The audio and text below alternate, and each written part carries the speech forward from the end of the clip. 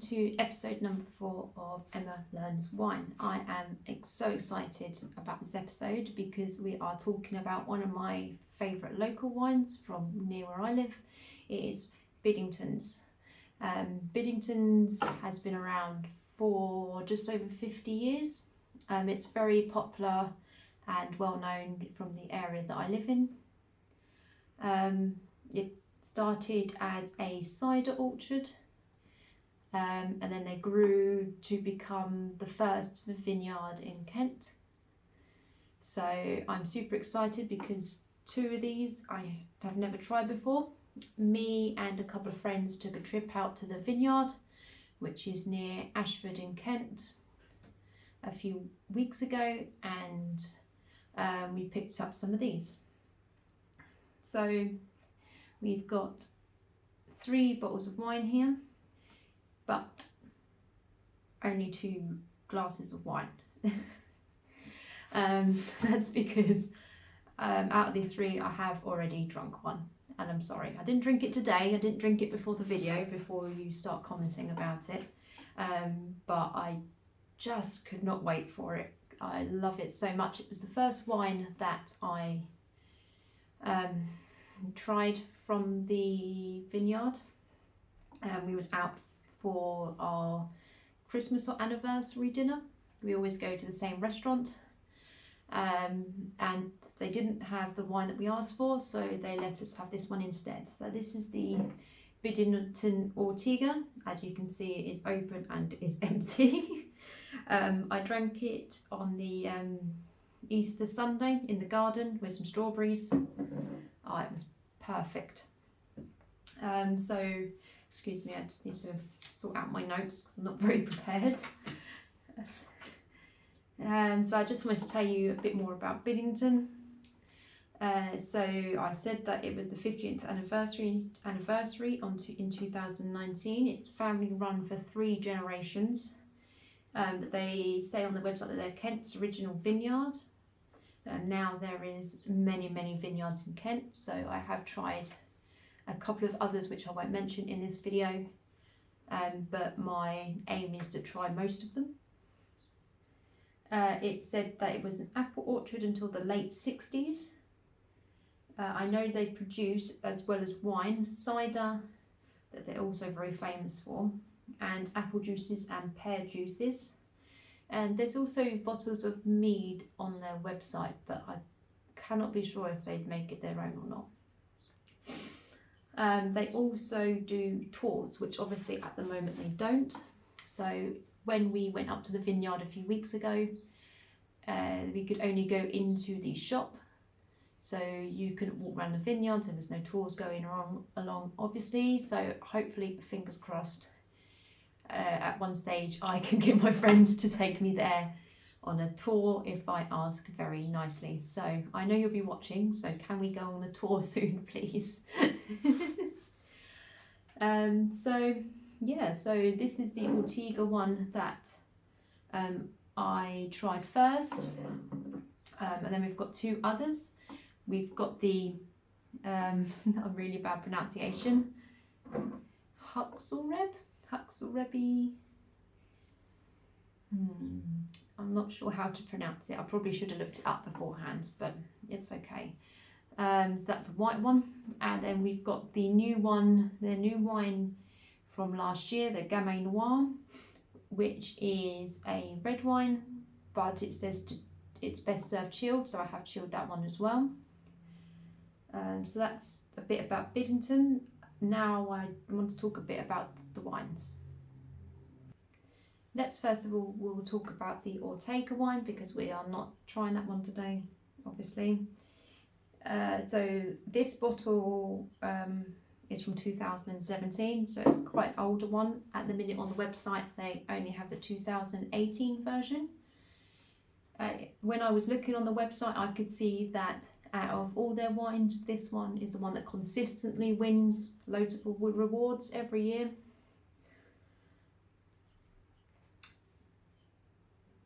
It is a off-dry, fruity white wine.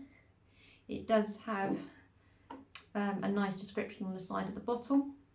So it says an off-dry full fruit white wine, well balanced with a distinctive fragrance and good acidity from single Ortega grapes picked in late September. It said it's good as an aperitif. So I had to look this up earlier because I've always heard of aperitif wines. So the actual description of aperitif wine is or wine or drink is an alcoholic drink that you drink before a meal that stimulates your appetite. But I think when you drink alcohol or enough of it, you want to eat all the foods anyway. But it is very, very nice, and I'm really sorry that I drank it before talking to you guys about it. But with that nice weather, I just couldn't resist. But I did obviously kept the bottle to show you what it is. I hope that's good enough. So put that over there. So I think going with how we've been going so far, we've always been started with the white wine. So let's start with the Huxelreb.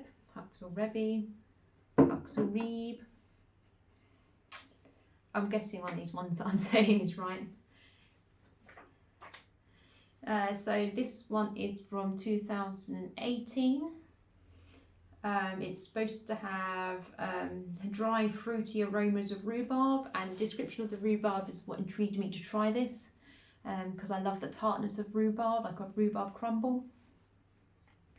That it's made from riper grapes with give it a higher acidity, and it's supposed to be muscat-like. So my thoughts when I think of muscat is sweet dessert wine.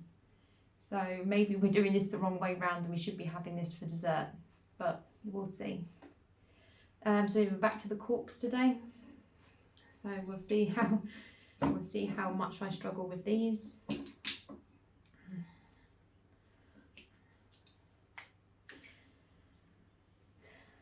As you can see, I'm really excited that it's corks, but I'm keeping all the corks of the wines that I'm trying at the minute. I'm trying to think of a good way to reuse them or to put them on display.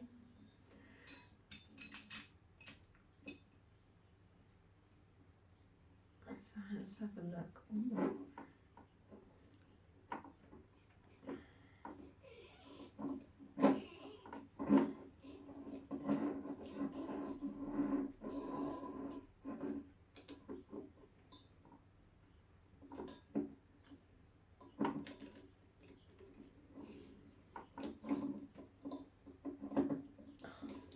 Sometimes I wish I was a bit stronger. It's going to end up breaking the cork. Oh dear. Ooh. That was a big of an oomph, wasn't it? Right, let's give it a pour.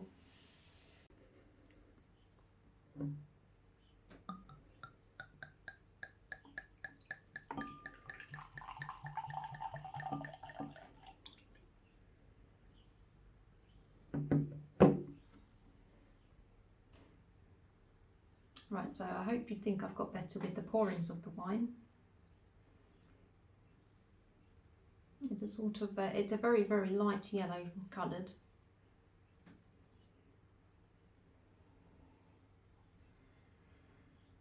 I'm not sure if I can smell the rhubarb in it.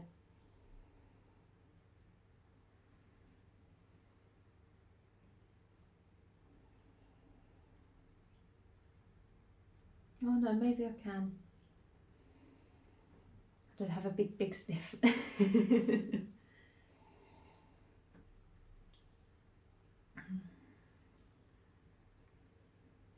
Right, let's give it a taste. See if I can taste the rhubarb as well.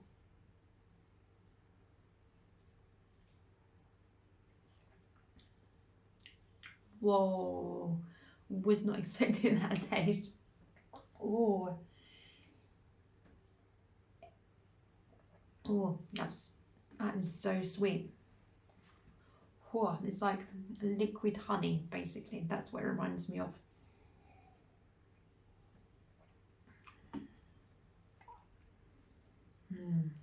That is really nice. It is very dry. It said it was granite dry on the website, and it is very, very dry. You can smell the dryness of it.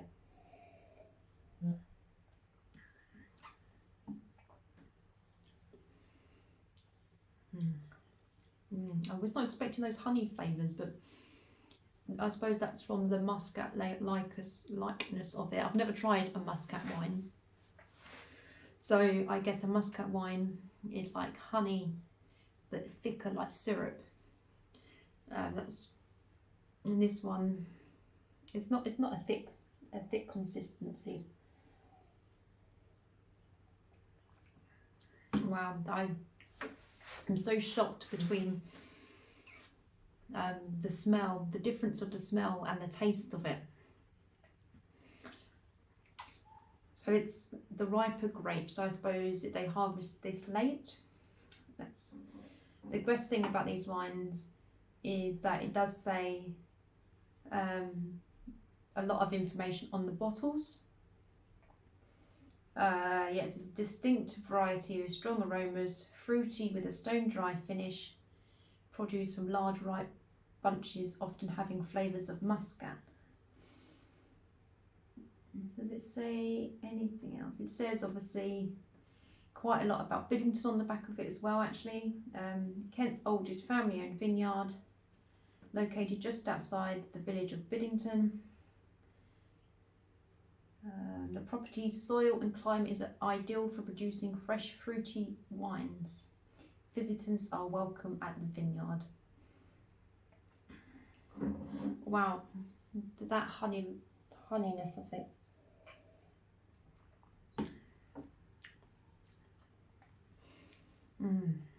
Like, I have tried, other than now these two, I have also tried the rosé from Biddenton's as well, and these just astound me. And if all of these, if this Gamay Noir that we're going to try in a minute, my expectations are so high right now. It's really good. Right, let's put that to the side and we will try the Gamay Noir.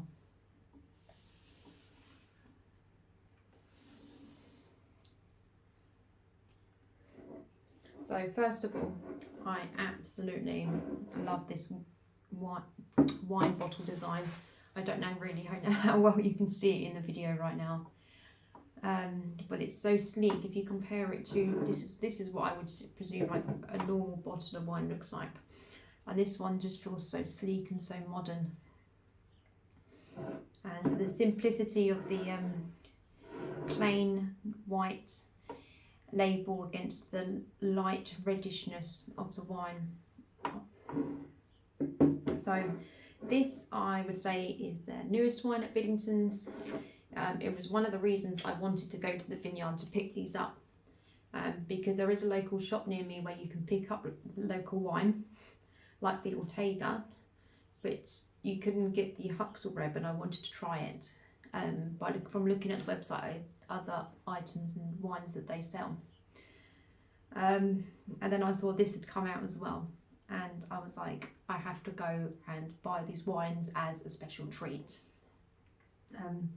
because these are, I wouldn't say these are really expensive wines, but they are not your under a tenner wines that you buy from the supermarket, so you're having a treat today. Let's see what it says on the back of here. So it says, produced from hand-selected grapes grown at Kent's original family-run vineyard close to the village of Biddenton, light in colour and style from the sandy loam soils and the fabulous summer of 2020. Fabulous summer of 2020. I don't think everybody agrees that last summer was fabulous, but we'll go with it.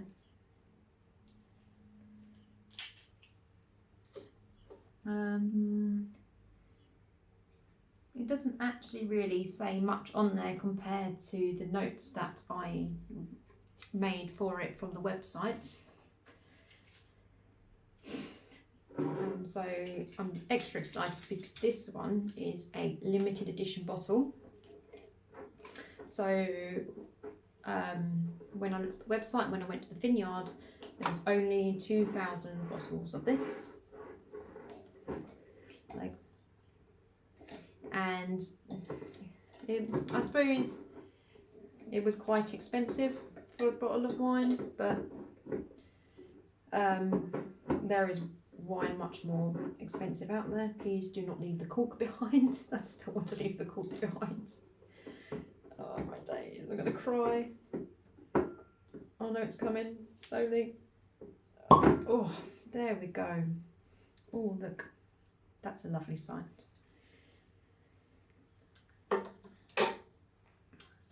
So this one, let's have a look. So as I said, it's limited edition to 2,000 bottles. It's light and rich, and it's made from hand-selected grapes fermented while they're still on the whole bunch. With bunches on skins. That's not very good English I wrote. Bunches obviously with the skins on the grape, and then they go through a second pressing as well, and that's how you get the colour. And I'm not sure how well you can see this either, but hopefully you will be able to see when I pour it in the glass that this is, you can basically see through it. You know, usually red wines are very dark in colour, and this one, if I put my hand behind the bottle, I can see it. So obviously it is also best, it says it's best served chilled, so it's still quite cold from being in the fridge. So let's give it a pour and we'll see what it tastes like.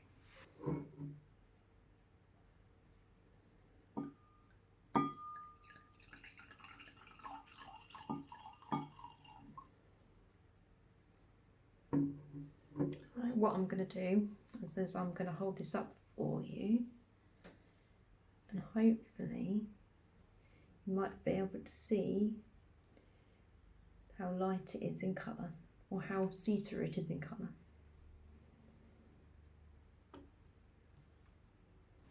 And so hopefully you can see what I'm seeing, where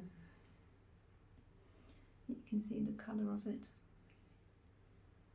I'm so excited. I'm so excited to try this one. I've been waiting for so long, and it's been so hard to wait to be able to find a day where I could record to try it. Oh, that smells lovely.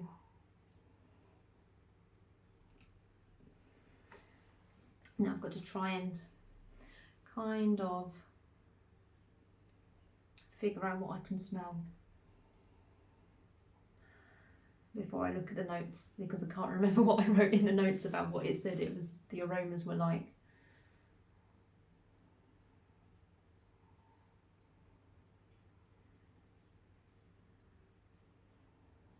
Oh, I just don't know. It smells yummy. That's all I know. It smells yummy.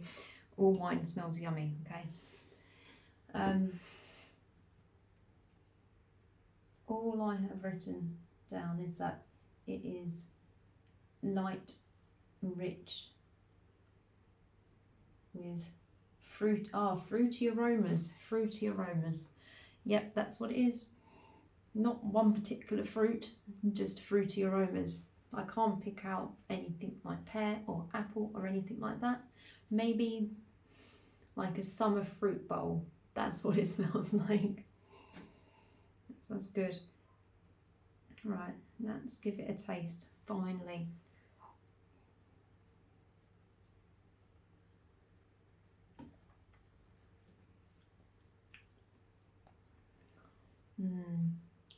That tastes exactly how it smells. So fruity. It doesn't leave like a not dark, it doesn't leave like a metallic taste in your mouth. Some red wines you drink, I find they taste heavy and metallic-y, but that is really light and really fruity.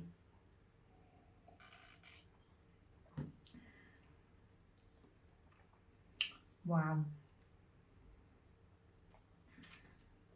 That, I would say that is worth every penny I paid for it. Had I bought more expensive wine than this before? No, no, I have not. Not that I remember. But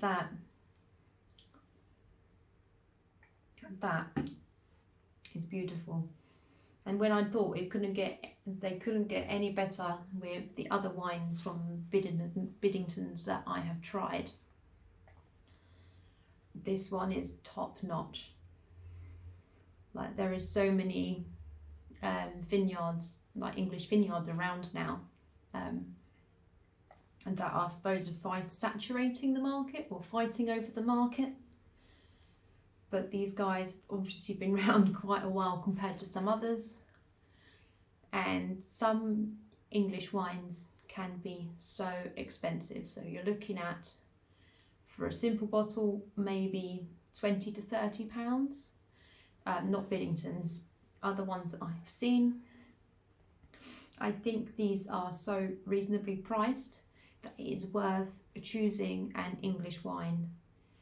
Some like full stop really. It's such an up and coming thing. So when I was looking on the website and the prices of wine, that was okay for me, but I didn't really like the idea of how much the postage and packaging was, but obviously it's quite expensive because they're very fragile. So that's why we went to the Vineyard to pick these up. So I did kind of want to talk about the prices of these. I don't usually talk about the prices in depth on my videos, but just so you get an idea of kind of what you're looking at, prices of English wine from a proper vineyard. So I believe the cheapest out of these three is the Ortega. So bear in mind, this is the 2017 version, so this was basically on offer. So this one from the Vineyard was £9 on special offer. But usually, I'm just going to refer back to my notes here. On their website, today's price is £12.70 for the 2018 Ortega. So the one, the year after this one that I had. Which I think even for an everyday wine, it's worth the price. The next one is obviously the one I'm not very good at pronouncing today, which is the Huxelreb. I don't know if I should be even saying it in some sort of accent, but we're not going to go down that road. So this Huxelreb 2018, so this is the 2018 from their shop or from their website. And that one, this one is £13.80. So just a little bit more than this one, or a little bit more than that one, should I say? So they do more white wines than they do red wines. And this Gamay Noir, so let's bear in mind that this is a limited edition one. I don't know if they produced this type of wine before last year. This is the only year that I saw available on their website and in their vineyard shop. So this one was £19. And I think, bear in mind that it's a limited edition wine. It's everything here is from hand-picked grapes from a family vineyard. I think that is so reasonably priced. I really do. So maybe like this is like these two everyday drinks.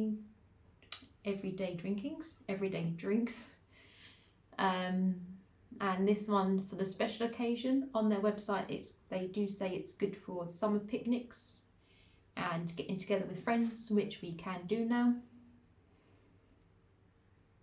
But this is perfect. They're like £19 is, I don't know, like so a wine like that for under £20 is amazing, really.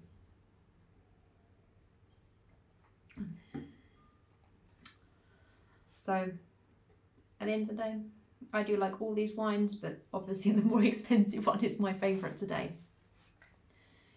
So if you should definitely check these guys out, I will link down their website down below. And you can check them out. Do you have any local vineyards to where you live, in the UK or abroad? Tell us what you think about those. And then don't be scared to sometimes spend a little bit more for a special occasion treat or just to treat yourself, and you'll be really surprised what you can find. So yeah, that's it for this episode, and I hope to see you next time, and I hope you've enjoyed watching me drink these as much as I have drinking them. Cheers.